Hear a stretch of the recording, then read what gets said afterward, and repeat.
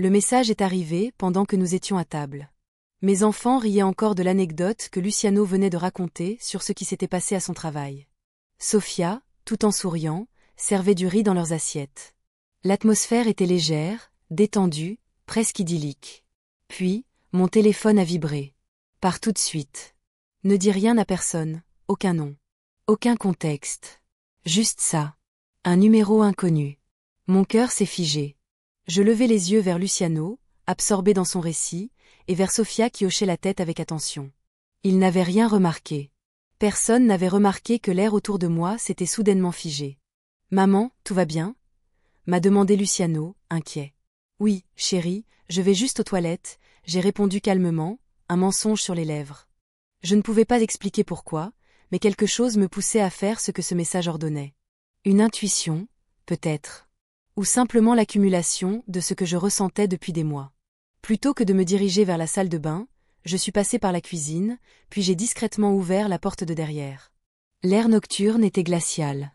Je suis resté un moment figé dans le jardin, à me demander si j'étais en train de perdre la raison. Et puis je les ai vus. 3 voitures de police remontaient lentement la rue. Sans sirène, sans gyrophare, comme si elles voulaient rester invisibles. Le silence qui les accompagnait était oppressant. Je me suis glissé derrière la haie, là où je pouvais observer sans être vu. Les agents sont descendus de leur véhicule et se sont dirigés droit vers la maison.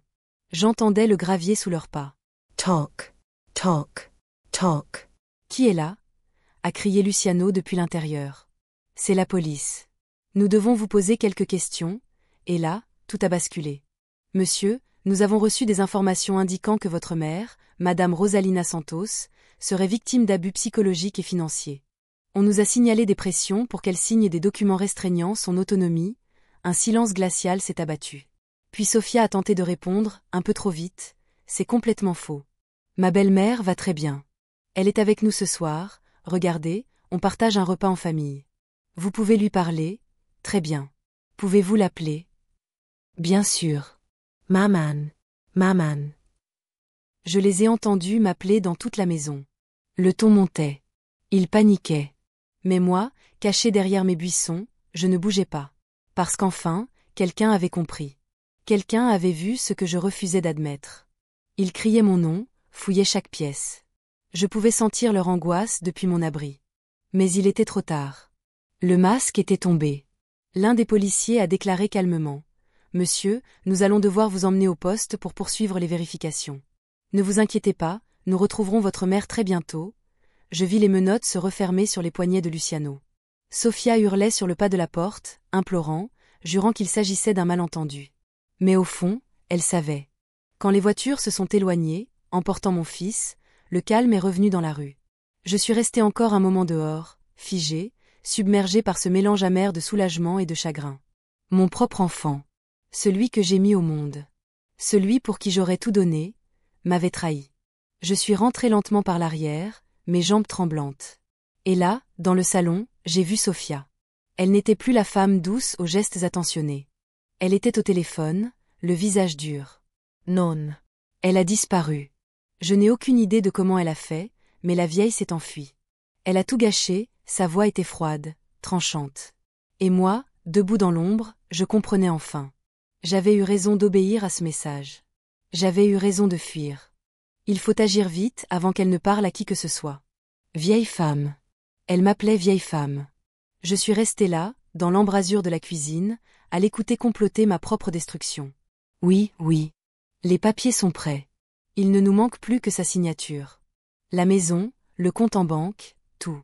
Mais maintenant, avec cette histoire policière, ma maison, mon argent, tout ce pourquoi j'avais travaillé pendant 50 ans. Sofia a raccroché et s'est retournée. Elle m'a vu là. Son visage est devenu blanc comme un linge. Rosalina, je ne savais pas que tu étais de retour. Je réalise que non. Ma voix était calme, froide. Je n'en reconnaissais même pas le ton. Tu as entendu ce que tu as entendu. Ce que j'ai entendu, Sofia. Elle a bégayé, cherchant des excuses, des mensonges, mais je n'écoutais plus. Je pensais à tous les documents qu'il m'avait fait signer pour ma propre protection. Je repensais à toutes les fois où il m'avait dit qu'il valait mieux qu'il gère mon argent. Je repensais à toutes les fois où il m'avait fait sentir comme un fardeau, comme une vieille femme inutile. Sors de chez moi, Sofia. Quoi? Pour que je puisse partir maintenant. Tu ne peux pas me mettre dehors. Luciano et moi vivons ici. Nous avons des droits. Des droits? Ce mot me brûlait. Les seuls droits que tu as sont ceux que je t'ai donnés et que je te retire maintenant. Je suis allée dans ma chambre et j'ai verrouillé la porte. Je me suis assise sur le lit et pour la première fois depuis des mois, j'ai pris une grande inspiration. Quelqu'un m'avait sauvée cette nuit-là. Quelqu'un avait vu ce que je ne voulais pas voir.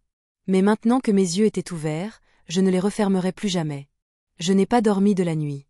J'ai entendu Sophia arpenter la maison comme un animal en cage, tissant des liens, chuchotant, pleurant. À 3 heures du matin, quelqu'un a frappé à la porte.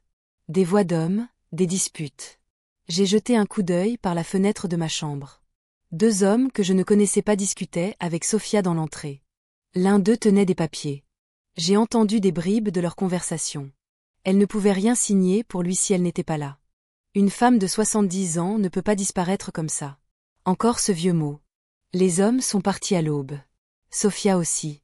Je l'ai vue partir avec un petit sac, parlant nerveusement au téléphone.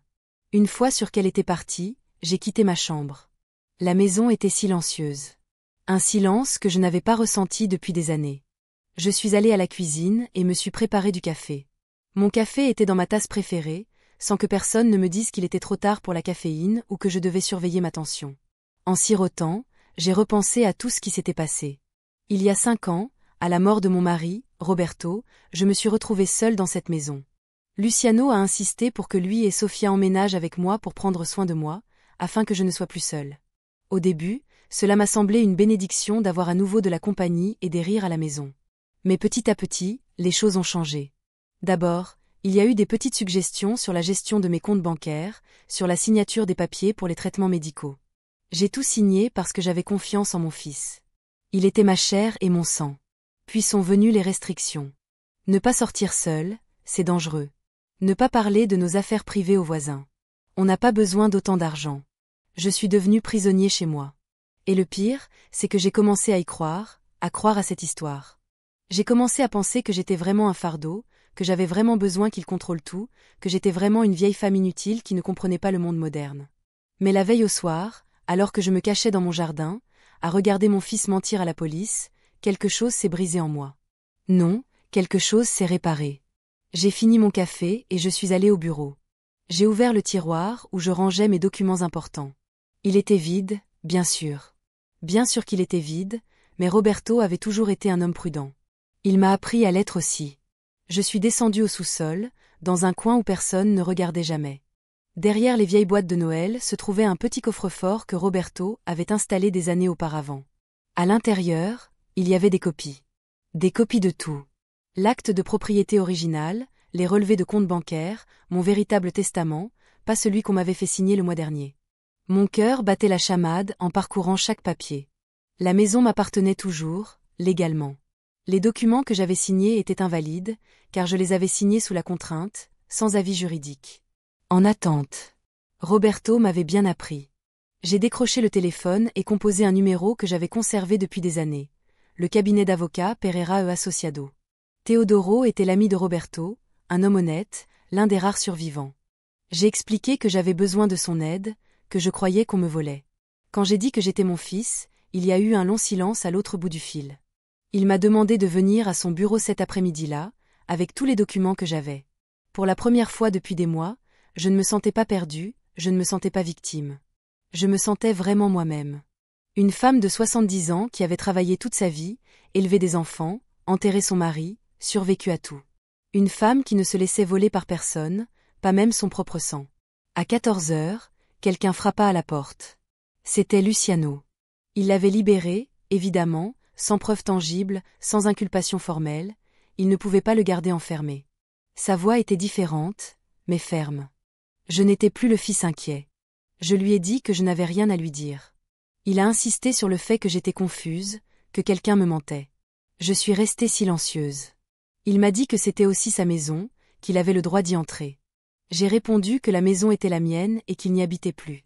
Puis j'ai entendu un bruit de clé dans la serrure. Bien sûr, il avait un double. La porte s'est ouverte. Luciano entra, suivi de Sophia et des 2 hommes que j'avais vus plus tôt dans la journée. Ils me dirent qu'ils étaient notaires, qu'ils étaient venus régler un problème avec des documents et qu'ils avaient besoin que je signe des corrections. Je les regardais tous, 4 personnes dans mon bureau me traitaient d'idiot. J'ai dit que je ne signerais rien. L'un des notaires s'approcha. Il avait l'air d'un requin.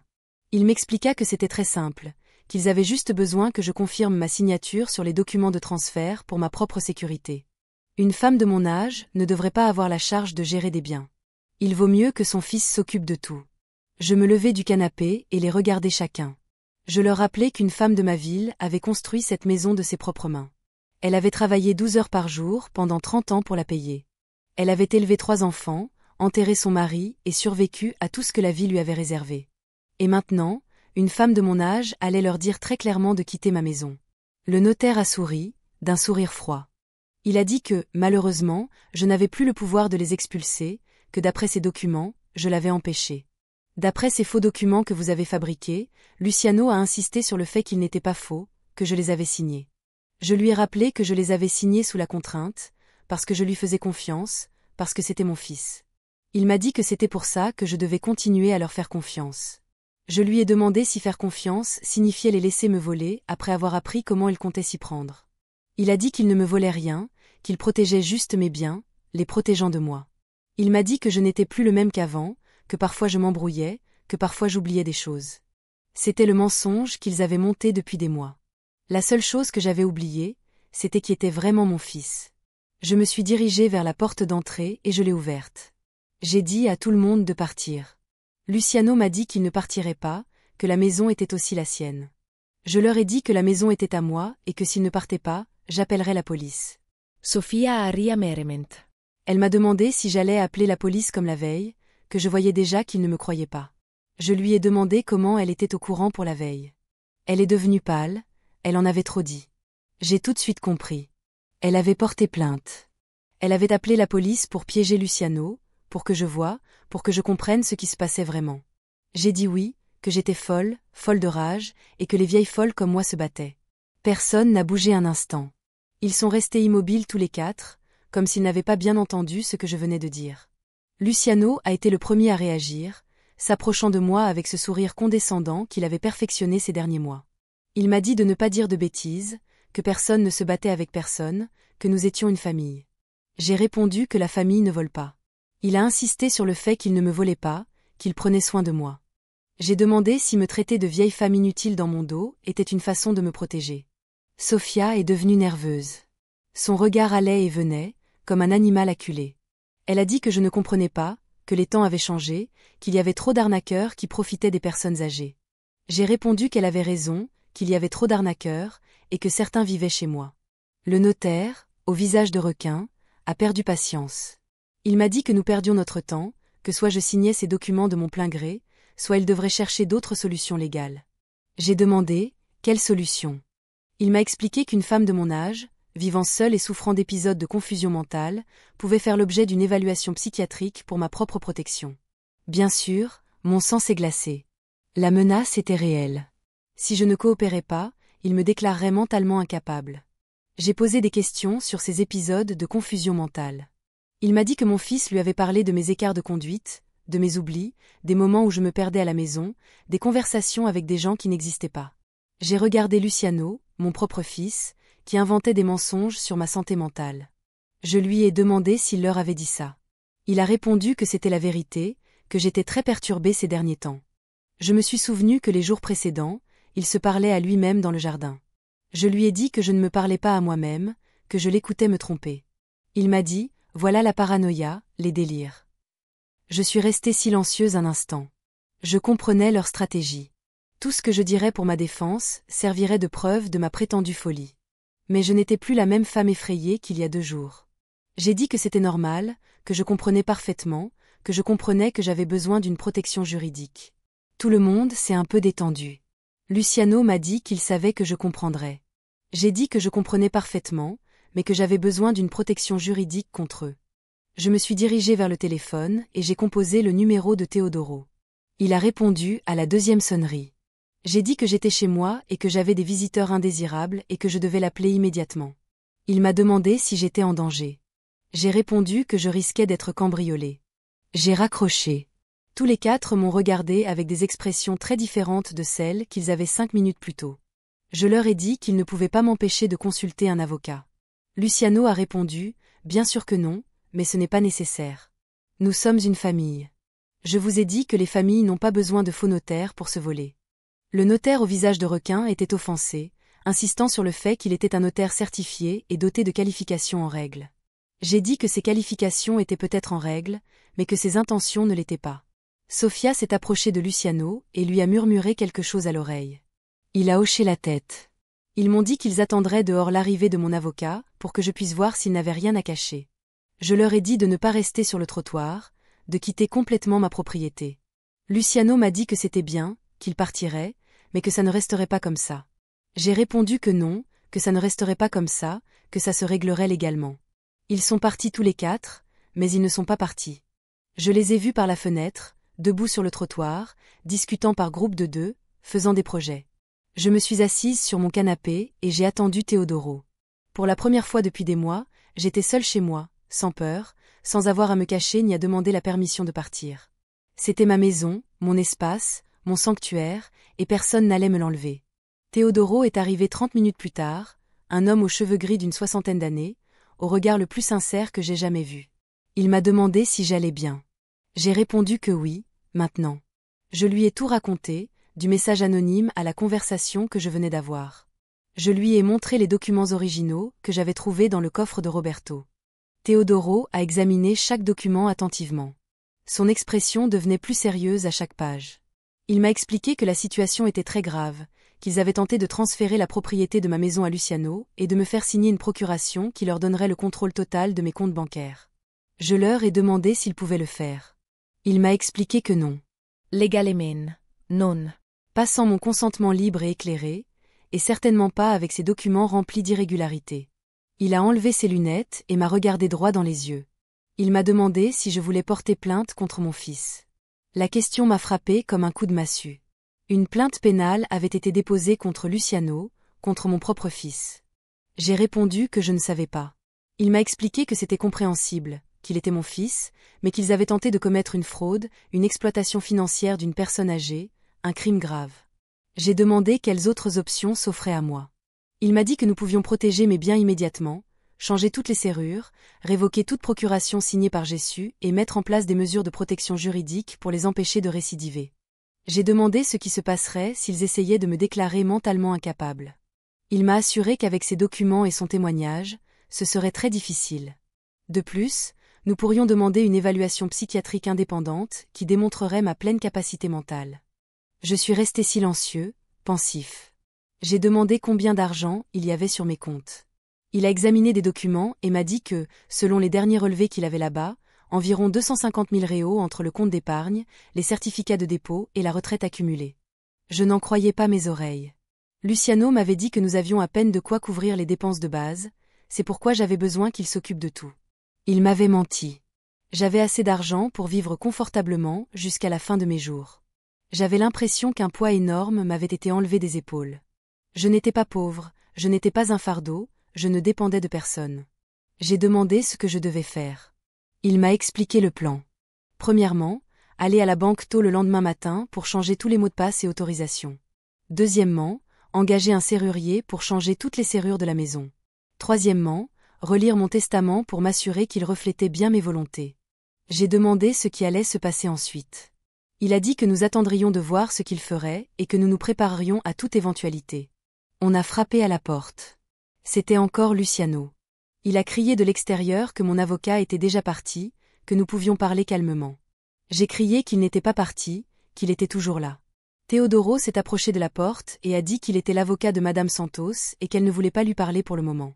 Luciano a demandé qui il était pour l'empêcher de parler à sa propre mère. Teodoro a répondu qu'il était son représentant légal et qu'elle avait clairement exprimé son souhait de ne pas recevoir de visite. Le silence s'est fait de l'autre côté de la porte.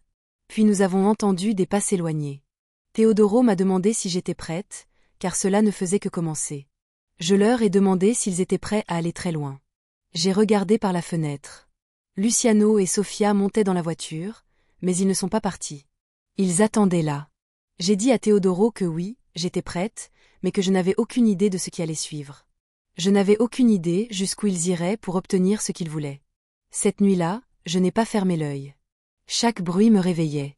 Chaque ombre qui passait devant la fenêtre m'alerte. À 3 heures du matin, j'ai entendu quelqu'un essayer d'ouvrir la porte de derrière. Je me suis levée en silence et j'ai jeté un coup d'œil par la fenêtre de ma chambre. C'était Luciano, mon propre fils, qui essayait de s'introduire chez moi comme un cambrioleur en pleine nuit. Il a essayé avec ses clés, mais elles n'ont visiblement pas fonctionné. Teodoro avait fait venir un serrurier cet après-midi-là, et nous avions changé toutes les serrures. Je l'ai vu faire le tour de la maison, vérifier les fenêtres. Il a essayé de forcer celle de la cuisine. J'ai décroché le téléphone et composé le numéro d'urgence. 911. Quelle est votre urgence? Quelqu'un essaie de cambrioler ma maison. Connaissez-vous cette personne? Je suis resté silencieux un instant. Oui, c'est mon fils. Votre fils? Habite-t-il la maison? Non, plus maintenant. Madame, vous êtes en danger immédiat. J'ai regardé de nouveau par la fenêtre. Luciano avait arrêté d'essayer les fenêtres et parlait maintenant au téléphone avec quelqu'un. Je ne sais pas. Nous envoyons une voiture de patrouille immédiatement. J'ai raccroché et continué à regarder par la fenêtre. Luciano a raccroché et est parti, comme s'il avait entendu que le avait appelé la police. 5 minutes plus tard, la voiture de patrouille est arrivée. Les policiers ont frappé à la porte. J'ai expliqué la situation. Ils ont pris des notes. Ils m'ont dit que je pouvais déposer une plainte si je le souhaitais. Madame, avez-vous un endroit sûr où dormir cette nuit? C'est chez moi. Je ne pars pas. Nous comprenons, mais ce serait peut-être plus prudent. Je ne sors pas de chez moi. Ils sont partis, mais m'ont dit qu'ils passeraient dans le quartier la nuit pour surveiller. Le lendemain, Teodoro est arrivé tôt. Comment s'est passée votre nuit? Je lui ai parlé de la visite nocturne de Luciano. Son expression est devenue sérieuse. Rosalina, la situation s'aggrave. Ce n'est plus seulement une question d'argent. Maintenant, ils sont prêts à recourir à l'intimidation. Que proposez-vous? Accélérons les choses. Allons à la banque tout de suite. Nous sommes montés dans la voiture de Teodoro. Pendant tout le trajet, j'ai eu l'impression d'être suivi. Une voiture argentée nous suivait 2 fois depuis notre départ.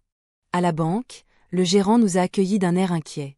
Madame Santos, je suis ravie de vous revoir. Votre fils était là hier, très inquiet de votre absence. Mon fils était-il là? Oui. Il a dit que vous aviez eu un petit incident et que vous vous étiez perdu. Il voulait vérifier vos comptes pour voir si vous aviez effectué des transactions étranges. J'ai regardé Teodoro. Lui ont-ils donné accès à mes informations? Non, non. Bien sûr que non. Pas sans votre autorisation directe, mais il semblait très angoissé. Bien sûr, monsieur. Teodoro est intervenu. Nous devons modifier toutes les autorisations sur ce compte, révoquer tout accès précédemment accordé, y compris celui de votre fils, surtout le sien. Le directeur semblait confus, mais a obéi. Une fois terminé, mes comptes étaient entièrement protégés. Moi seul pouvais y accéder. Avez-vous autre chose à savoir, Madame Santos? Oui. Combien de fois mon fils est-il venu me poser des questions sur mes comptes? Le directeur a vérifié son ordinateur ces 6 derniers mois, environ 1 fois par semaine. 1 fois par semaine? Oui. Il demandait toujours la même chose.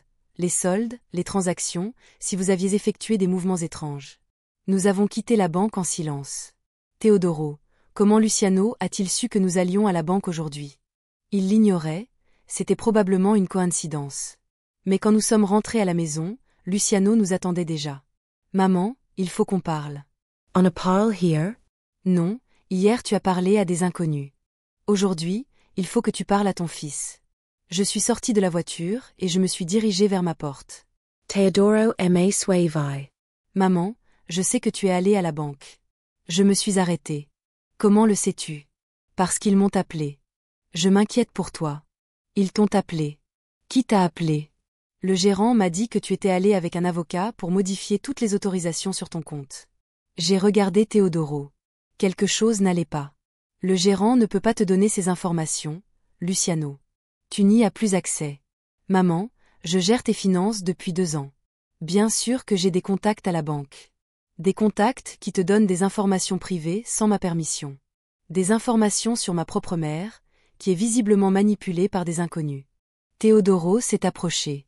Monsieur, ce que vous décrivez est une grave atteinte à la confidentialité bancaire. Et qui êtes-vous pour vous mêler des affaires familiales? Je suis l'avocat de votre mère. Ma mère n'a pas besoin d'avocat. Elle a besoin que sa famille prenne soin d'elle. Votre mère a besoin d'être protégée. Luciano rit. Un rire sans humour. Une protection contre moi? C'est moi qui ai pris soin d'elle pendant des années. C'est moi qui me suis sacrifié pour venir vivre avec elle quand elle était seule. Vous vous êtes sacrifié? Répétez-je. Oui, maman. J'ai quitté mon appartement, j'ai changé de vie, tout ça pour prendre soin de vous, pour me voler, pour vous protéger de vous-même. De moi-même? Maman, vous êtes très perturbée ces derniers temps. Vous prenez des décisions étranges, vous faites confiance à des inconnus. Il désigna Teodoro du doigt. Comme lui, Teodoro est ami avec ton père depuis 20 ans. Il était ami avec papa. Papa est mort. Les choses ont changé. Je suis restée silencieuse. Ces paroles m'ont blessée plus que je ne voulais l'admettre. Luciano, ai-je fini par dire, combien d'argent y a-t-il sur mes comptes? Pourquoi demandes-tu ça? Réponds-moi, maman. Le montant exact n'a pas d'importance. L'important, c'est que tu sois en sécurité. Teodoro m'a dit que j'avais 250 000 dollars. Teodoro ta menti. M'a-t-il menti? Oui. Pour te faire peur.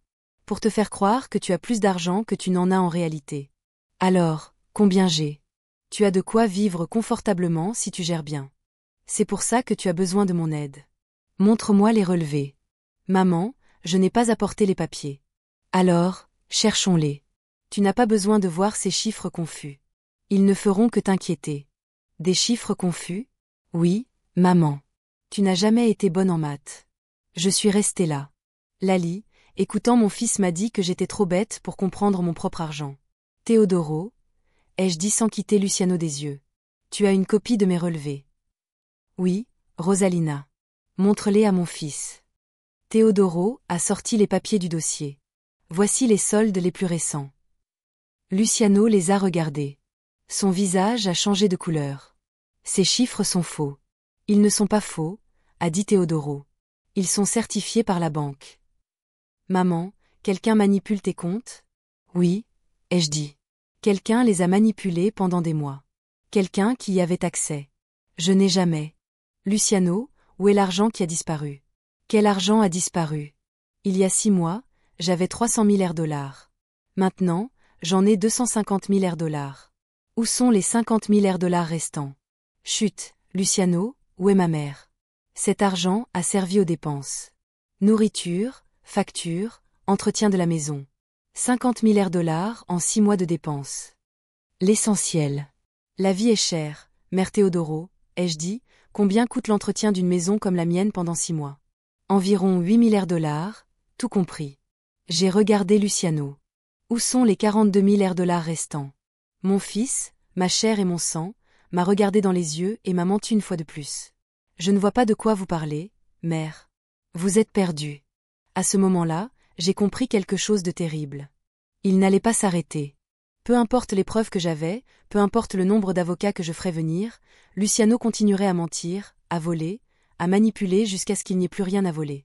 Ce soir-là, après le départ de Luciano, avec encore plus de mensonges dans la bouche, je me suis assise dans la cuisine comme une tasse de thé et j'ai pris la décision la plus difficile de ma vie. Je n'allais plus me battre contre lui. Je n'allais plus essayer de lui faire comprendre. Je n'allais plus attendre que mon fils se souvienne de qui il était. Sa mère était là. J'allais agir. Le lendemain, j'ai appelé Teodoro. J'ai besoin que tu viennes. J'ai un plan. Quel genre de plan? Un plan pour en finir une bonne fois pour toutes. Teodoro est arrivé 1 heure plus tard. Il avait l'air inquiet. Rosalina, à quoi penses-tu? Je pense que mon fils ne s'arrêtera pas tant qu'il n'aura pas tout.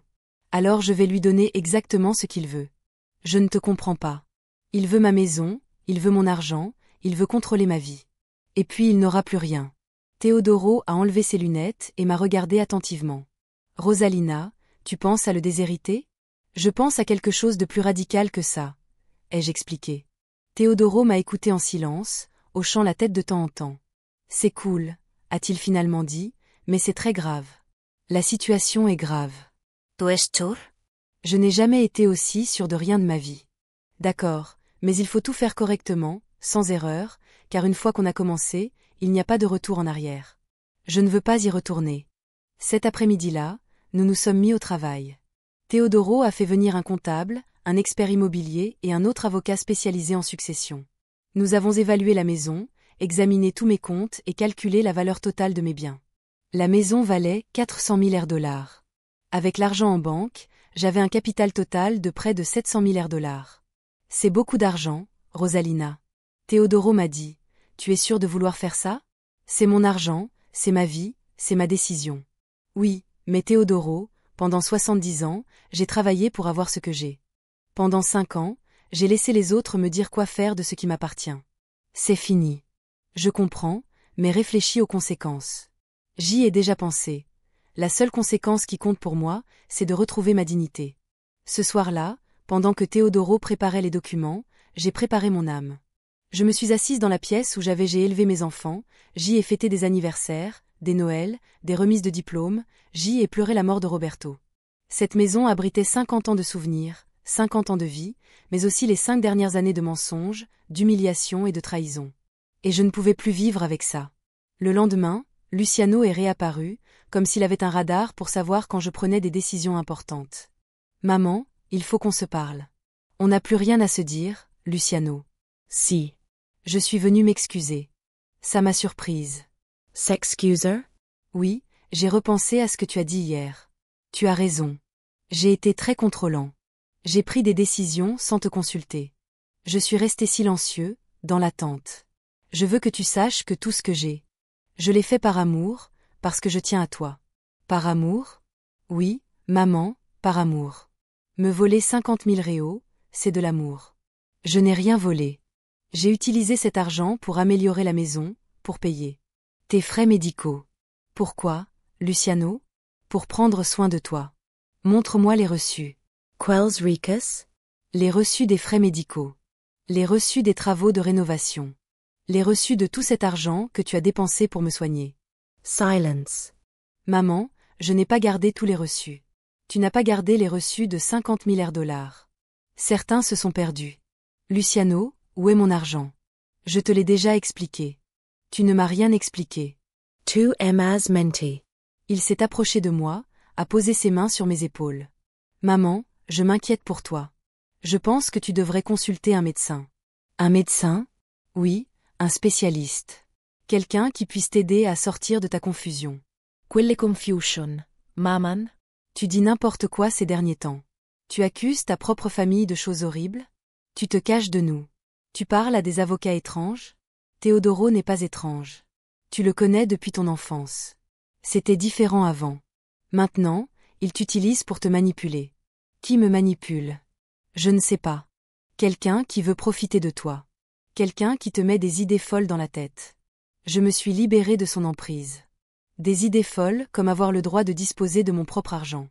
Des idées folles comme ta famille qui veut me voler. Luciano, tu me prends pour une folle? Je pense que tu es confus. Je pense que tu as besoin d'aide. Quel genre d'aide? Une aide professionnelle. Peut-être que tu as besoin d'être dans un endroit où ils pourront mieux s'occuper de toi. Il y avait la menace finale. Si je ne coopérais pas, ils m'interneraient. Un endroit comme où? Comme une maison de retraite, un endroit agréable, avec des infirmières, avec d'autres personnes âgées. Une maison de retraite? Ce n'est pas une maison de retraite, maman. C'est un lieu de soins spécialisé. Et qui décidera que j'ai besoin d'y être? Les médecins et la famille, toi, si nécessaire. Oui.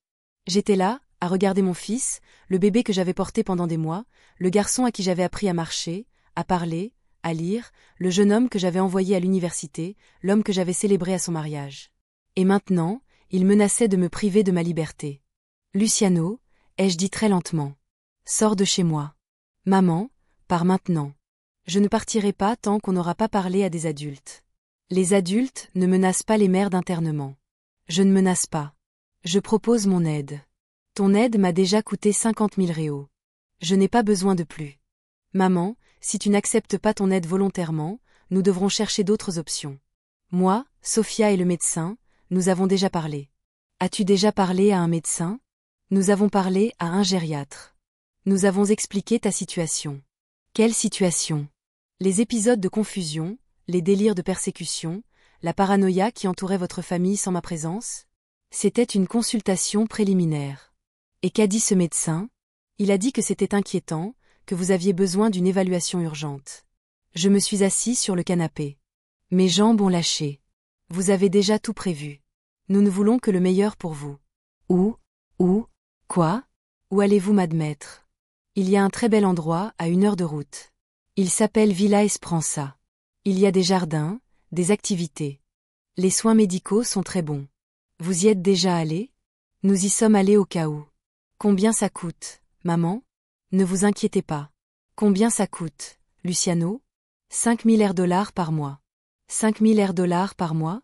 Oui, mais ça vaut le coup. Vous serez très bien soigné. Et qui paiera ces 5 000 dollars par mois? Votre retraite. Et puis, il faudrait utiliser une partie de vos économies. Mes économies et ma maison. La maison? Eh bien, si tu es en maison de retraite, tu n'en auras pas besoin. Alors, qu'adviendra-t-il de ma maison? On pourrait la vendre pour payer tes soins. C'était tout le plan. M'interner, vendre ma maison, garder tout mon argent sous prétexte de payer mes soins, et moi, incapable de faire quoi que ce soit parce que je serais déclaré mentalement incapable. Quoi? Quand comptes-tu faire tout ça? Maman, on n'a rien décidé de définitif. On explore juste les options. C'est un mensonge. Ce n'est pas un mensonge, c'est une planification responsable. Planifier de manière responsable, c'est planifier ma vie sans me consulter. On te consulte maintenant. Tu ne me consultes pas. Tu me informes. Maman, essaie de comprendre. On veut juste prendre soin de toi. Je me suis levée du canapé. Luciano, je comprends tout parfaitement. Oui. Je comprends que je dois agir vite. Comment? Tu verras ce que ça veut dire. Ça signifie que le temps des discussions est révolu. Maman, ne fais rien d'imprudent. Imprudent comme me défendre contre mon propre fils. Imprudent comme prendre des décisions importantes sans y avoir réfléchi. J'y ai réfléchi, Luciano, pendant des mois. Quelle décision? Tu le découvriras. Je me suis dirigée vers la porte et je l'ai ouverte. Maintenant, sors de chez moi et ne reviens pas avant que je t'y-invite. Maman, pause. Il est parti, mais avant de partir, il s'est tourné vers moi. Maman, j'espère que tu changeras d'avis pour ton bien. J'ai fermé la porte et je me suis appuyée contre elle. Pour mon bien. Tout ce qu'ils avaient fait l'avait été pour mon bien, mais les biens avaient disparu pour moi. Le moment le plus dur arrivait, celui qui me ferait plus de mal qu'à eux, mais c'était la seule façon de gagner. Le lendemain, Teodoro est arrivé avec tous les documents prêts. Je n'avais jamais été aussi sûre de ma décision. Chaque signature me faisait mal, mais me libérait aussi. Tout serait prêt dans 1 semaine, peut-être moins. Cet après-midi-là, le téléphone a sonné, un numéro inconnu. Madame Santos, c'est le docteur Pereira du centre d'évaluation gériatrique. Votre fils a demandé une évaluation de votre domicile. Mon sang s'est glacé. Une mauvaise évaluation de votre domicile. Votre famille a signalé des épisodes de confusion, de paranoïa et un comportement erratique. Selon eux, vous avez accusé votre famille de vous avoir volé. Vous avez changé les serrures sans raison. Vous avez engagé des avocats pour vous défendre contre votre propre famille. Je lui ai dit que tout cela était vrai, mais pas par confusion. Le médecin a insisté sur l'importance de m'examiner pour déterminer si je pouvais continuer à vivre seule en toute sécurité. Si je refusais, ma famille pourrait demander une ordonnance du tribunal. J'ai raccroché et j'ai immédiatement appelé Teodoro. Ils avaient déjà commencé. Nous n'avions pas 3 jours comme prévu. J'avais besoin qu'ils terminent les formalités administratives le lendemain. Je n'ai pas fermé l'œil de la nuit. À 6 heures du matin, on a sonné à la porte. C'était Luciano, accompagné de Sofia et d'un homme en blouse blanche. Bonjour, maman. J'ai amené le docteur Pereira. Je ne parlerai à aucun médecin. Luciano a insisté sur le fait que c'était pour mon bien, mais j'ai décidé de ce qui était dans mon intérêt. Le médecin s'est présenté et a dit qu'il voulait juste s'assurer que j'allais bien. J'ai répondu que j'allais parfaitement bien, que ma famille se souciait de mon argent, pas de ma santé. Encore des accusations, a dit Luciano au médecin. Le médecin voulait parler en privé, mais j'ai refusé. Je ne lui faisais pas confiance car il était venu avec eux. Quand j'ai demandé qui payait ses honoraires, il a semblé mal à l'aise. C'était le régime d'assurance maladie familiale, le même que celui que mon fils gérait. Sofia m'a demandé de ne pas compliquer les choses. J'ai demandé, compliquer les choses à qui? À tout le monde, a-t-elle répondu. C'était trop facile pour moi. Je ne voulais pas être évaluée. Je n'en avais pas besoin. Luciano a menacé de demander une aide juridique, une ordonnance du tribunal, pour me faire évaluer. Le médecin m'a expliqué qu'en cas de préoccupation familiale légitime, le tribunal pouvait ordonner une évaluation obligatoire. Ensuite, il déterminerait si je pouvais continuer à vivre de manière autonome. Je suis restée silencieuse un moment. Puis je leur ai dit qu'ils avaient raison. Tout le monde était surpris. Oui, j'ai besoin de soins spécialisés, mais pas du genre auquel tu penses. Quel genre de soins, maman? Une assistance juridique, une protection juridique contre toi. J'ai expliqué que je connaissais déjà tous leurs plans. L'évaluation psychiatrique, la déclaration d'incapacité, l'hospitalisation, la vente de ma maison. Luciano a dit que j'étais paranoïaque, mais j'étais informée. Pour la première fois depuis des mois, j'étais parfaitement au courant de ce que je devais faire. Luciano s'est approché de moi et m'a demandé de ne pas dire de bêtises. J'ai répondu par des questions directes. C'était absurde que tu m'aies volé 50 000 réaux. C'était absurde que tu aies déjà choisi la maison de retraite. C'était absurde que tu aies déjà calculé combien tu gagnerais en vendant ma maison. Nous avons fait tout ça pour ton bien. I lamenti. J'ai demandé si c'était mon bien ou le leur. Je me suis tournée vers Pereira et lui ai demandé s'il savait que ces gens me volaient. Il m'a demandé des preuves. J'ai dit que j'avais toutes les preuves nécessaires. Mon fils a dépensé 50 000 réaux et mon autorisation. Ils l'ont falsifié et ont prévu de m'hospitaliser sans mon consentement.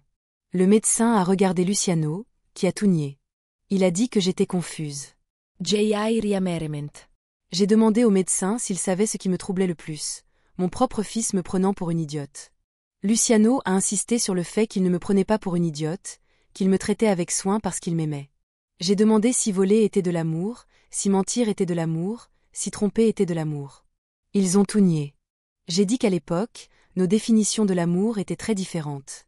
Je me suis dirigée vers la porte et je l'ai ouverte. J'ai dit au médecin qu'il pouvait partir, que je ne serais pas examinée. Luciano m'a prévenu que ça ne resterait pas comme ça. J'ai répondu que non, que ça ne resterait pas comme ça, que j'avais déjà pris ma décision. Avant de partir, Luciano s'est retourné. Il espérait que je changerais d'avis avant qu'il ne soit trop tard. Je lui ai dit qu'il était déjà trop tard pour le regretter. J'ai fermé la porte et j'ai appelé Teodoro.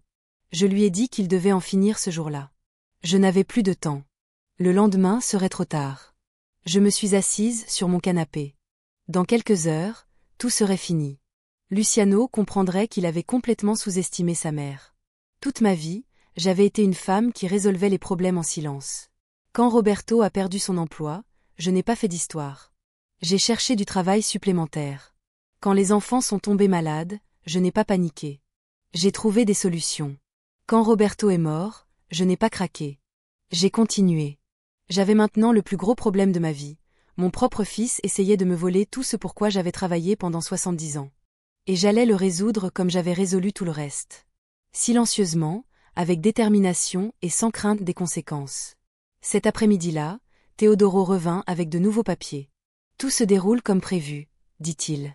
Les experts avaient terminé leur travail, les comptables avaient examiné tous les comptes, les avocats avaient préparé tous les documents. En esto absolument sûr, Rosalina? Teodoro, j'en étais sûre dès que j'ai entendu mon fils me voler, mais les conséquences, celles de l'inaction, sont pires. Une fois ces derniers documents signés, il n'y a plus de retour en arrière. Combien de fois allez-vous me demander la même chose? Je ne veux pas revenir en arrière. J'ai signé les derniers papiers. Mes mains tremblaient un peu, non pas de peur, mais d'impatience. Pendant des mois, je m'étais sentie victime. Pendant des mois, j'avais laissé les autres contrôler ma vie, mais c'était fini. C'était à mon tour de prendre les choses en main. Cette nuit-là, pour la première fois depuis des semaines, j'ai dormi profondément. Je savais que le lendemain, ma vie allait changer à jamais. Je savais que Luciano et Sofia allaient recevoir la plus grande surprise de leur vie. Et je savais que, quoi qu'il arrive, j'aurais retrouvé l'essentiel, ma dignité. Le lendemain, je me suis réveillée avec un calme étrange. C'était comme si j'avais porté un poids énorme pendant des mois et que je l'avais enfin enlevé de mes épaules. Je savais qu'en quelques heures, tout allait changer à jamais. Teodoro est arrivé à 9 heures avec les derniers documents. Son visage exprimait un mélange de respect et d'inquiétude. Je ne crois pas qu'il ait jamais vu une femme de 70 ans prendre une décision aussi radicale. Les derniers papiers sont prêts. Il m'a dit, il me faut juste ta signature finale et tout sera mis en route. Combien de temps nous reste-t-il avant que ce soit officiel? 48 heures maximum. Une fois ces documents présentés au tribunal, plus rien ne pourra m'arrêter. Parfait. J'ai signé sans hésitation. Ma signature semblait ferme, résolue. Pas un tremblement, aucun doute. C'était la signature d'une femme qui savait exactement ce qu'elle faisait. Rosalina, as-tu réfléchi à la façon dont tu allais leur annoncer la nouvelle? Je ne leur dirai rien. Ils trouveront tout seuls. Es-tu sûre que c'est la meilleure façon de faire? Teodoro? Ils ne m'ont rien dit quand ils ont voulu me voler. Je ne leur dirai rien non plus quand je me défendrai. Après le départ de Teodoro, je me suis assise dans la cuisine avec une tasse de café. Et j'ai repensé à tout ce qui s'était passé. 5 ans plus tôt, à la mort de Roberto, j'étais une veuve vulnérable qui avait besoin d'aide. Du moins, c'est ce que je pensais. Mais maintenant, je réalisais que je n'avais jamais été vulnérable. J'avais fait confiance. J'avais fait confiance à mon fils parce qu'il était de mon sang. J'avais cru que la famille protège toujours la famille. Comme j'avais tort. Roberto m'a toujours dit que le sang ne garantit pas la loyauté, qu'il faut gagner le respect même de ses enfants. Je le trouvais trop dur, trop méfiant. Maintenant, je comprenais qu'il était réaliste. À 2 heures de l'après-midi, surprise. On frappa à la porte, et c'était ma voisine, Madame Nell, une femme de mon âge qui avait toujours été très discrète, très respectueuse. Rosalina, j'espère ne pas vous déranger. Absolument pas, Nelly, entrez. J'ai besoin de vous parler de quelque chose d'important. Elle semblait nerveuse, comme si elle ne savait pas par où commencer. Qu'est-ce qu'il y a? Il s'agit de votre fils. Mes muscles se contracteront. Qu'est-ce qui ne va pas avec Luciano? Hier, il est venu chez moi et m'a posé des questions étranges sur vous. Quel genre de choses? Vous avez-je vu vous comporter bizarrement, si vous parliez toute seule, si vous aviez l'air confuse quand vous sortiez dans le jardin? Et que lui avez-vous dit? Je lui ai dit la vérité, que je vous vois toujours en parfaite santé, que vous êtes la femme la plus lucide que je connaisse. Comment a-t-il réagi? Il était bouleversé. Il m'a dit que tu avais inventé des histoires sur ta famille, que je n'avais peut-être pas remarqué ton trouble parce que je ne te voyais que de temps en temps. Nell s'est approchée de moi. Rosalina, ton fils te cause-t-il des problèmes? Pour la première fois depuis des mois, quelqu'un m'a demandé directement si j'avais besoin d'aide. Quelqu'un qui ne s'intéressait pas à mon argent, sans arrière-pensée. Oh oui, Nell. Il me cause beaucoup de problèmes. Quel genre de problèmes? Je lui ai tout raconté, de l'argent disparu au projet de m'interner. Nell écoutait en silence, secouant la tête avec indignation. Ce garçon m'a toujours semblé étrange, a-t-elle finalement dit, depuis que je suis enfant, très intéressée par les biens matériels. Tu te souviens? Bien sûr que je m'en souviens. À 10 ans, il a vendu le vélo de son petit frère sans autorisation. Roberto a dû aller le récupérer, le privant de sortie pendant un mois. Je ne me souvenais pas de cet incident. Ou peut-être que je ne voulais pas m'en souvenir. Alors, que vas-tu faire maintenant? J'ai déjà agi, mais je ne peux pas encore te donner les détails. Tu as besoin d'aide. Tu as besoin d'un endroit où loger si les choses tournent mal. Merci, Nelly. Mais je peux gérer ça. Tu es sûr? Absolument.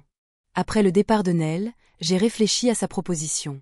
C'était réconfortant de savoir que j'avais des alliés, que je n'étais pas complètement seule dans cette situation, mais cela confirmait aussi quelque chose d'important.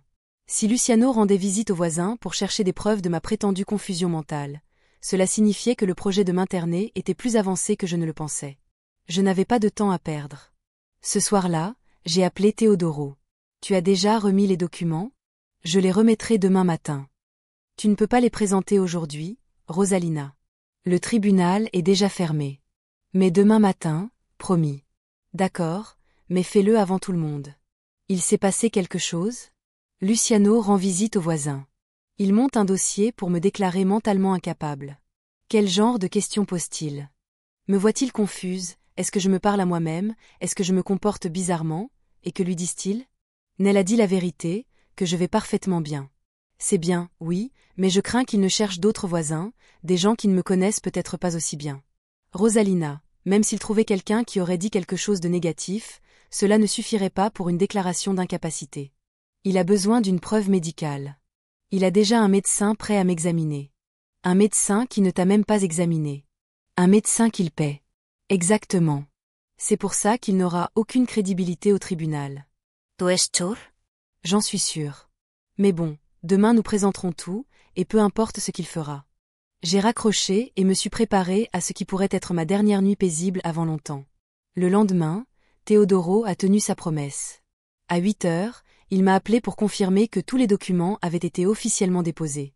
C'est fait, Rosalina. Il n'y a pas de retour en arrière. Parfait.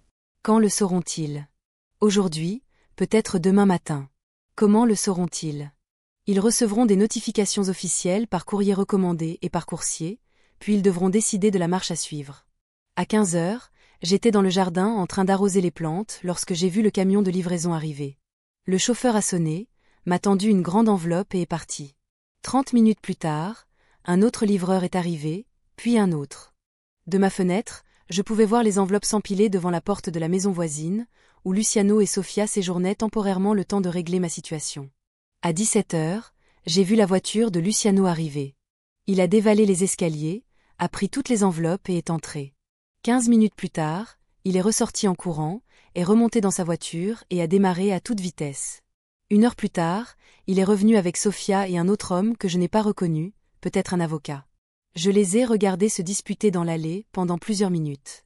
Ils faisaient des gestes exagérés, pointaient ma maison du doigt et semblaient très agités. Finalement, tous les trois se sont dirigés vers ma porte et ont frappé fort. « Maman, ouvre la porte. Il faut qu'on parle. On n'a rien à se dire. » Si. On a reçu des documents juridiques qu'on ne comprend pas. Je comprends. Maman, s'il te plaît, on veut juste régler un différend. Il n'y a pas de différend. D'après ces documents, tu fais quelque chose de très radical. Moi, je fais quelque chose de vraiment nécessaire. Maman, s'il te plaît, ouvre la porte. On peut régler ça. C'est déjà réglé. J'entendis des murmures à l'autre bout du fil. Quelqu'un parlait au téléphone, des voix nerveuses. Maman, on a fait venir un avocat. Il dit qu'on peut encore arrêter ça si tu agis vite. Je ne veux rien empêcher. Maman, comprends-tu ce que tu fais? Je comprends parfaitement. Comprends-tu les conséquences? Je les comprends et je les accepte. D'autres murmures, d'autres appels. Maman, cet avocat dit que tu peux changer d'avis demain midi. Je ne changerai pas d'avis. Tu ne veux même pas écouter nos raisons? J'écoute les tiennes depuis 5 ans. Maman, s'il te plaît, on t'en supplie. Maintenant, tu m'en supplies. Oui, on te supplie de reconsidérer ta décision. Comme je t'ai supplié de ne pas me voler? Silence, comme je t'ai supplié de me respecter. Encore du silence, comme je t'ai supplié de me traiter comme ta mère et non comme une ennemie. Maman, c'est trop tard pour supplier. Je les ai entendus s'éloigner de la porte, mais ils ne sont pas partis. Ils sont restés dans le jardin, discutant tranquillement avec l'avocat. J'ai jeté un coup d'œil par la fenêtre et je les ai vus passer d'autres appels. Ils semblaient désespérés. Et ils avaient raison de l'être, car ce qu'ils venaient de découvrir allait changer leur vie à jamais, et ils ne pouvaient rien faire pour l'empêcher. Cette nuit-là, ils ne sont pas partis. Je les ai vus par la fenêtre, campés dans le jardin comme des soldats en territoire ennemi. Luciano faisait les 100 pas au téléphone. Sofia pleurait, assise dans l'escalier. L'avocat fouillait des papiers à la lampe torche. À 23 heures, on frappa à nouveau à la porte. La voix de Luciano avait changé. Elle n'était plus autoritaire, ni condescendante. Elle semblait effrayée. Ils m'ont dit qu'ils avaient parlé à 3 avocats différents, et qu'ils avaient tous confirmé que ce que je faisais était parfaitement légal, que j'avais tous les droits. Bien sûr que c'était légal, c'est pour ça que je l'avais fait. Maintenant, ils voulaient comprendre pourquoi j'en étais arrivé là. Ils ont proposé de me rembourser tout l'argent, de s'excuser, de respecter mon domicile, d'annuler le projet d'hospitalisation. Ils ont promis que nous pourrions tout recommencer, que nous pourrions tout régler en famille. Je leur ai dit qu'il était trop tard pour vouloir tout cela, que je l'avais voulu il y a 5 ans, 1 an, 1 mois. Mais quand je l'avais voulu, ils m'avaient ignoré, menti et volé. C'était irréparable, car je ne leur faisais plus confiance, je ne les respectais plus et je ne les aimais plus autant qu'avant. Luciano insistait sur le fait que nous étions une famille.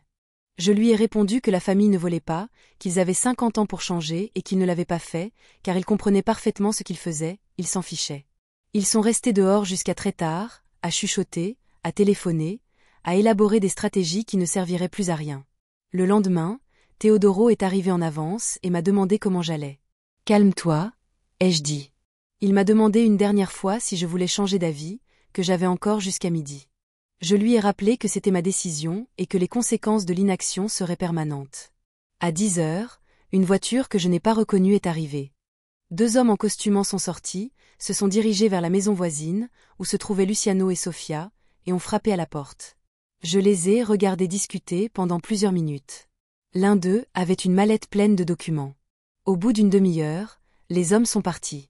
Luciano et Sofia se tenaient dans l'entrée, regardant les papiers qu'on leur avait remis. Sofia s'assit par terre et se remit à pleurer. Luciano froissa les papiers et les jeta par terre, puis les ramassa et les porta à l'intérieur. À 23h30, ils vinrent frapper à ma porte pour la dernière fois. Ils ne frappèrent plus aussi fort qu'avant. C'était un coup doux, presque timide. Luciano m'annonça qu'il venait de recevoir la notification finale, que dans 30 minutes tout serait officiel et que rien ne s'arrêterait. Il me supplia de reconsidérer ma décision, de penser à tous les Noëls passés ensemble, à tous les moments heureux partagés en famille. Je lui répondis que j'avais pensé à tout cela pendant 5 ans pendant qu'il me cambriolait, que je me souvenais de chaque câlin que je lui avais fait enfant pendant qu'il planifiait comment me prendre ma maison, que j'avais pensé à tout l'amour que je lui avais donné pendant qu'il me traitait comme une vieille idiote. Il me demanda où j'allais vivre après ça. Je lui ai dit que ce n'était plus son problème. Il m'a demandé comment j'allais survivre. Je lui ai dit que j'avais survécu 70 ans sans son aide, que je pourrais survivre le reste de ma vie de la même manière. Il m'a demandé si je pourrais un jour lui pardonner. Je suis restée silencieuse un long moment. Puis j'ai dit qu'avec le temps, je pourrais peut-être lui pardonner, mais que je ne pourrais jamais oublier, et que certaines choses, une fois brisées, ne peuvent jamais être réparées. À midi pile, mon téléphone a sonné. C'était Teodoro. C'est fait, Rosalina. C'est officiel. On ne peut plus rien y changer. On ne peut plus rien y changer. J'ai raccroché et me suis assise sur mon canapé. Pendant 5 ans, j'avais été une victime. Pendant 5 ans, j'avais laissé les autres contrôler ma vie, mon argent, mes décisions. J'avais vécu dans la peur, l'humiliation, avec le sentiment constant d'être un fardeau pour ma propre famille. Mais c'était fini. Ce que je venais de faire m'avait fait plus mal que je ne l'avais imaginé. C'était comme si on m'arrachait un morceau du cœur, mais cela m'avait aussi donné quelque chose que je n'avais pas ressenti depuis des années, le contrôle de ma vie. Tout l'après-midi, j'ai vu un mouvement constant à côté. Des voitures qui arrivaient et partaient, des gens qui allaient et venaient, des cartons qu'on transportait, des valises qu'on chargeait. À 17h, Luciano et Sofia ont rangé leurs affaires dans la voiture. Avant de partir, Luciano s'est dirigé vers ma porte pour la dernière fois. Il n'a pas sonné. Il est resté là quelques minutes. Je regardais par la fenêtre. Nos regards se sont croisés. J'ai lu sur son visage quelque chose que je n'avais pas vu depuis des années. C'était un mélange de tristesse, de respect et peut-être un peu d'admiration. Il avait complètement sous-estimé sa mère. Il me prenait pour une vieille femme faible qui se laissait voler sans se défendre. Il avait découvert que j'étais une femme forte, prête à tout sacrifier pour retrouver sa dignité. Il est monté dans la voiture et ils sont partis. J'étais seule chez moi pour la première fois depuis 5 ans. Mais cette fois, la solitude était différente. Ce n'était pas la solitude de l'abandon ou de la peur, c'était la solitude de la liberté. Ce soir-là, je me suis préparé un dîner spécial. J'ai mangé à ma table avec mes plats préférés, sans que personne ne me dise qu'il était trop tard pour manger ou que je devais surveiller mon alimentation. J'ai bu un verre de vin, sans que personne ne me rappelle de ne pas mélanger l'alcool avec mes médicaments. C'était moi, ma maison, ma nourriture, ma vie, et pour la première fois depuis des années, c'était entièrement à moi. Le lendemain, Nell est venue me rendre visite. Elle avait vu toute cette activité, les voitures, les cartons. Elle m'a demandé si j'allais bien. J'ai répondu que j'étais plus que bien. Je lui ai dit que j'étais enfin libre. Elle m'a demandé ce qui s'était passé exactement. Je lui ai expliqué que j'avais pris une décision très difficile mais nécessaire, que j'avais fait quelque chose qui m'avait profondément blessée, mais qui m'avait redonné le contrôle de ma vie. Aen m'a regardé avec un mélange de curiosité et d'admiration. Elle m'a dit que depuis des mois, elle sentait que quelque chose n'allait pas, que j'étais triste, effrayée, comme si je cachais quelque chose, mais qu'à présent, elle me voyait différemment. Elle me voyait comme la Rosalina qu'elle avait connue des années plus tôt, avant la mort de Roberto, forte, déterminée, libre. Je lui ai dit que j'avais retrouvé quelque chose que je croyais avoir perdu à jamais, l'estime de moi-même. Cet après-midi-là, j'ai reçu un appel d'un numéro inconnu. C'était Luciano.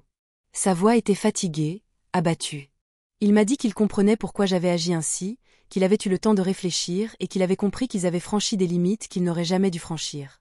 Il s'est excusé, non pas parce qu'il s'attendait à ce que je change d'avis, mais parce qu'il avait besoin que je sache qu'il était désolé. Je lui ai dit que j'appréciais ses excuses, mais que certaines choses vont au-delà du pardon, que ce qu'ils avaient fait n'était pas seulement voler de l'argent ou mentir. Ils avaient volé ma dignité, mon autonomie, mon droit d'être traité comme un être humain à part entière. Il m'a demandé si nous pourrions un jour avoir à nouveau une relation.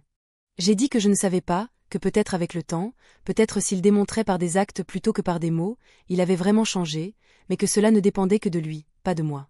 Il m'a dit qu'il comprenait, qu'il respectait ma décision et qu'il espérait que je serais heureuse. J'ai raccroché et je suis restée assise là, à réfléchir. Pendant 70 ans, j'avais fait passer les besoins des autres avant les miens. J'avais été une bonne épouse, une bonne mère, une bonne voisine.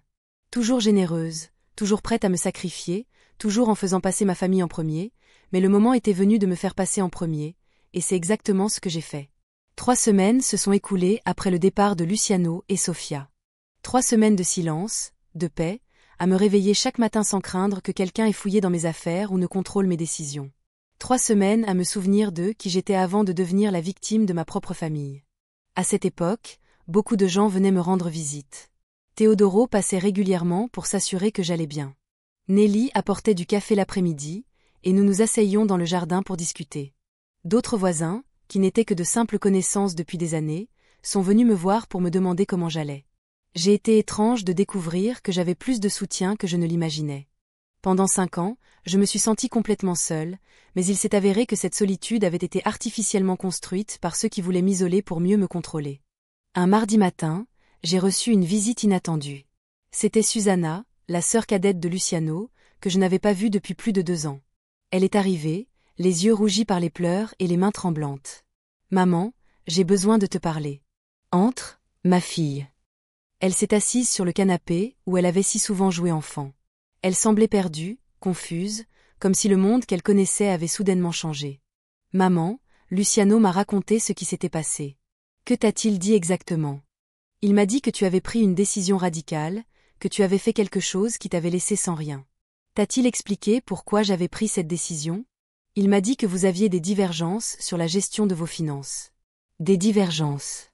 C'est ce qu'il appelait le vol. Susanna Pallet. Un vol ? Je lui ai tout raconté, du message anonyme qui m'avait sauvé cette nuit-là au projet de m'hospitaliser pour récupérer tous mes biens. Je lui ai montré les documents prouvant la disparition de l'argent, les fausses signatures, les mensonges construits au fil des ans. Maman, je ne savais rien de tout ça. Tu ne t'en étais jamais douté. Je pensais que c'était normal que Luciano t'aide financièrement. Je pensais que c'était la bonne chose à faire après la mort de papa. Aider, ce n'est pas voler. Que as-tu fait exactement ? Je lui ai expliqué ma décision. Son visage a traversé toutes les émotions possibles. Surprise, incrédulité, admiration, tristesse. Maman, c'est incroyable. Incroyablement bon ou incroyablement mauvais, incroyablement courageux. Elle resta silencieuse un long moment. Sais-tu ce qui me fait le plus mal ? Que pendant 2 ans je ne sois pas venue te voir parce que Luciano m'a dit que tu étais très déprimée, que tu ne voulais voir personne, qu'il valait mieux te laisser tranquille. Est-ce qu'il te l'a dit ? Oui. Il m'a dit que tu étais devenue très antisociale après la mort de papa. Ils m'ont isolée exprès, Susanna, pour que personne ne remarque ce qu'ils faisaient. Peux-tu me pardonner de ne pas être venue ? Tu n'as rien à te faire pardonner. Ils t'ont menti aussi. Peux-tu pardonner à Luciano ? La question que tout le monde me posait, la question que je me posais tous les soirs. Je ne sais pas, ma fille. Le pardon se construit avec le temps et les actes, pas avec les mots. Que va-t-il se passer maintenant ? Maintenant, je vais vivre. Comme j'aurais toujours dû vivre, libre. Susanna est restée avec moi tout l'après-midi. Nous avons cuisiné ensemble quelque chose que nous n'avions pas fait depuis des années. Elle m'a aidé à ranger des meubles. Elle m'a parlé de son travail, de ses projets, de ses rêves. C'était comme retrouver une fille que j'avais perdue sans m'en rendre compte. En partant, elle m'a serré fort dans ses bras. « Maman, je suis fière de toi. » Pourquoi ? De t'être battue, de ne pas t'être laissée abattre. J'ai appris quelque chose d'important, Susanna. Quoi ? Que le respect ne se demande pas, il s'exige. Ce soir-là, seule chez moi, j'ai repensé à tout ce qui s'était passé. J'avais payé un prix très élevé pour retrouver ma liberté. J'avais perdu un fils, j'avais brisé une famille, j'avais fait souffrir des gens qui, malgré tout, étaient de mon sang. Mais j'avais aussi gagné quelque chose d'inestimable, ma dignité. Pendant 70 ans, j'avais travaillé, combattu, fait des sacrifices, construit. J'avais élevé des enfants, enterré mon mari, survécu à des pertes, des maladies, des déceptions. J'avais été forte quand les autres avaient besoin de moi. Et quand j'ai enfin eu besoin de cette force pour moi-même, je l'ai trouvée. Je l'ai trouvée au moment précis où j'ai décidé que je préférais tout perdre plutôt que de continuer à être traitée sans respect. Je l'ai trouvée en comprenant que certaines batailles doivent être menées, même si elles sont douloureuses. Je l'ai trouvée en cessant d'être une victime pour devenir l'acteur de ma propre vie. Le lendemain, Alors que j'arrosais les plantes de mon jardin, j'ai vu une voiture familière s'arrêter devant chez moi. C'était Luciano. Il était sorti seul, sans Sofia, sans avocat, sans arrière-pensée. Il s'est avancé lentement vers moi, les mains vides, la tête baissée. « Maman, je peux te parler ? C'est aussi ta maison ? » « Non, ce n'est plus la mienne. » Maintenant, je comprends. Il se tenait à quelques mètres de moi, comme s'il n'osait pas s'approcher. « Je suis venu te dire quelque chose. »« Je t'écoute. »« Je suis venu te dire que tu avais raison sur quoi ? » ?»« Sur tout. En te défendant, en ne me faisant pas confiance, en faisant ce que tu as fait. Et je suis venu te dire que je passerai le reste de ma vie à essayer d'être le fils que j'aurais dû être depuis le début. » Comment? Je ne sais pas encore, mais je trouverai un moyen. Luciano, les faits parlent plus que les mots. Je sais. C'est pourquoi je ne te demanderai pas pardon avec des mots. Comment me demanderas-tu pardon? Avec des actes, aussi longtemps que nécessaire. Il resta silencieux un instant. Puis-je te demander quelque chose? Demande-moi. Comment as-tu trouvé le courage de faire ce que tu as fait? Ce n'était pas du courage, Luciano, c'était une nécessité. Un besoin? Le besoin de me rappeler qui je suis et qui tu es. Je suis Rosalina Santos. J'ai 70 ans. J'ai travaillé toute ma vie, j'ai aimé, j'ai perdu, j'ai survécu, et je ne permettrai à personne, pas même à mon propre fils, de me priver de la dignité que j'ai mis 70 ans à bâtir. Luciano hocha lentement la tête. Pourras-tu un jour me pardonner? Le pardon se mérite, elle, Luciano, et il se mérite avec le temps, le respect et la persévérance. M'accorderas-tu cette chance? Je te donne l'occasion de montrer qui tu es vraiment. Merci. Il est parti sans un mot de plus, sans promesse creuse, sans supplication théâtrale, avec la seule compréhension qu'il devrait reconstruire la confiance de toute pièce. Ce soir-là, j'étais assise sur la véranda à regarder le coucher du soleil. Ma maison était silencieuse, mais c'était un silence choisi, non imposé. Mon argent était en sécurité sur des comptes que je contrôlais seul. Mon avenir était entre mes mains, pas entre les mains d'autrui. J'avais appris quelque chose de fondamental. Qu'il n'est jamais trop tard pour se défendre, que l'âge n'excuse pas la maltraitance, que le véritable amour implique le respect, et que sans respect, l'amour devient une autre forme de maltraitance. Merci d'avoir écouté mon histoire. Et si vous avez déjà ressenti cela, sachez que vous n'êtes pas seul. Sachez que vous avez plus de force que vous ne le pensez, et sachez que je préfère dormir à la belle étoile que vivre dans une maison sans dignité, car au final, la seule chose que nous possédons vraiment, c'est le respect que nous avons pour nous-mêmes. Et personne ne peut nous l'enlever si nous ne le permettons pas.